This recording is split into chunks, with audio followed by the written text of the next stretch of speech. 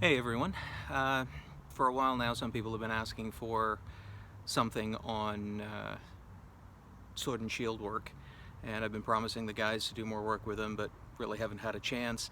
And with the current goings on, obviously, it's not easy to get together. So I thought, since I now have the Pell, I will just do some basics on shield work, and if you feel that you want me to do more, or you have any questions, then post them, and I can address them and keep doing some work. First thing is holding of the shield. Now, recently I've made some shields for people, and they're heater shields, the later period. Blackthorn Productions period is 12th century, and the heaters that I've made were more towards the 14th century, late 13th, early 14th. This one is kind of an in-between a kite and the heater, so it's not quite a full kite shield for the length, but it's close. Obviously it's flat top, which is the 12th century design, and this one is strapped on the diagonal, as you can see, with the arm cushion there, which is how I do my shields when I make them. So for this, a lot of people I see holding their shield straight across like this, and the problem with this is that your arm has all of this weight hanging down on it. All right, whether it's historically accurate or not, I can't say 100%, but I don't think it is. A lot of the manuscripts that I've seen with people holding them, they've always got them up on a bit of an angle, considering, and it's very difficult to tell, it's interpretation with a lot of those illuminated manuscripts. But with this, if you have your arm up on an angle, your arm and your shoulder and everything lock into place and supports itself. With a larger shield, your physical movement should be a lot less. So if somebody was attacking my shoulder here or this side of my body, all I really need to do is turn my hips to that area or to that side to be able to block. Now lift it obviously if it's going for the head, or drop it if it's going lower. But for the most part, I keep it tight into the body. Same as if somebody's going for the other side, I'm going to keep that angle and I'm going to rotate at the hips and the feet to that side. Now I'm not just going to stand here, I'm going to move as well, which I'll show you in a minute on the Pell. But the point is, if that's locked in nice and tight, you've got the lower point guarding down here, you've got this point guarding on the outside, and you've got this point guarding around the head. All right? One thing you never want to do with a shield, if you can avoid it, is to bring it right up in front of your face. Problem with this is you can't see where your partner is or your opponent is, but they can see you, so they can get any shot in they want pretty much without you being able to defend against it. So up on the angle, your shield is at a tilt, but that's fine. If you need to go low for any reason, just drop the arm to block that incoming shot. Okay, so you can also have your point, since this does have a point, and you know that shields can be used as a weapon, you can also have it up on that angle and pointed more at your partner, so you're guarding this side of your body more. The leg that's forward, of course, is your shield leg, or in this case my left leg, which is where I've got my shield.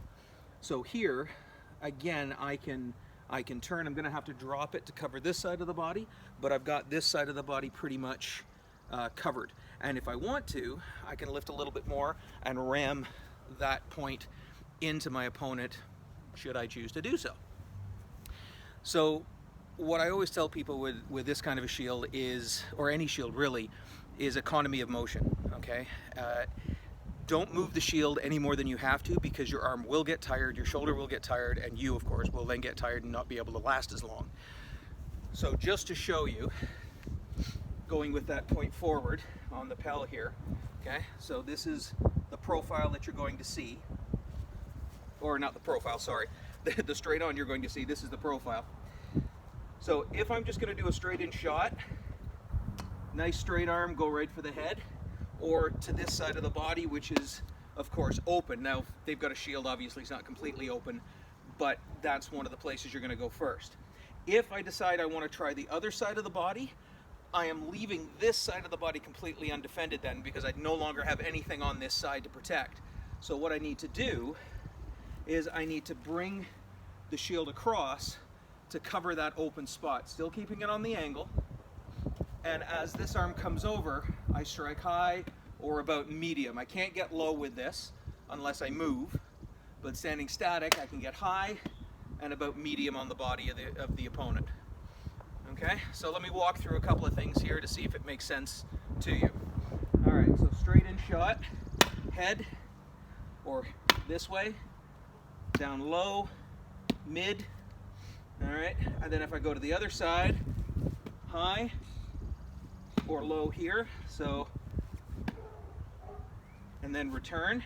Now if I want to continue the motion, which you want to do, you don't just want to stand still while you're doing this, it would be something like this.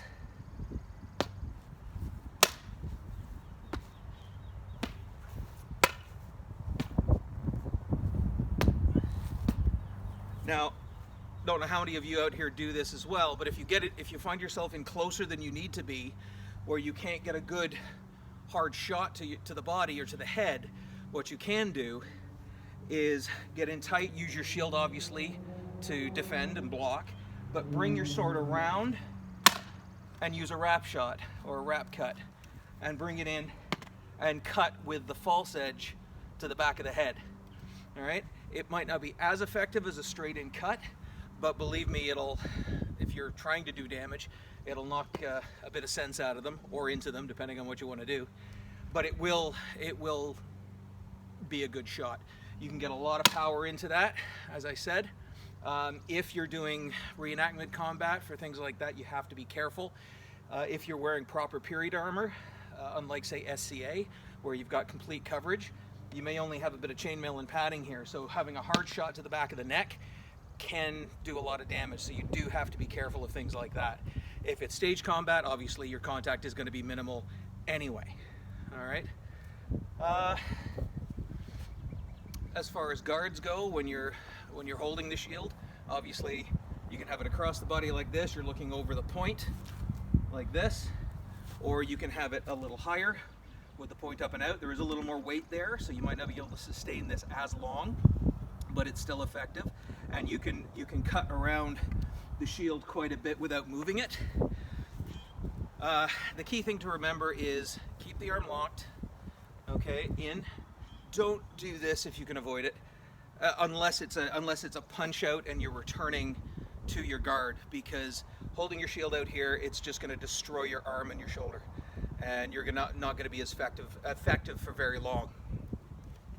And then if you cross the body with the sword, make sure that that shield is coming and still protecting as much as it can, and then coming back as you're striking in. As long as there's a weapon in that open spot, you don't need to cross the shield.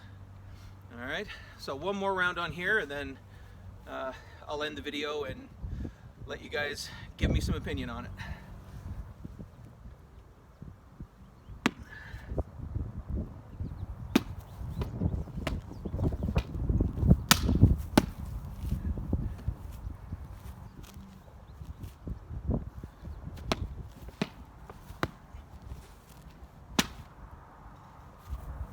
All right, so that's it for now. It was kind of off the cuff, so I may have forgotten a few details, but any questions you have, please post them. I'll try to answer them as best I can, and maybe I'll do another video on shield, on this particular shield. I could also do videos on other things. Mace is one that I would like to do, and possibly buckler, spear, you know, there's a few things. But anyway, let me know what you think, and we'll see you soon. Bye.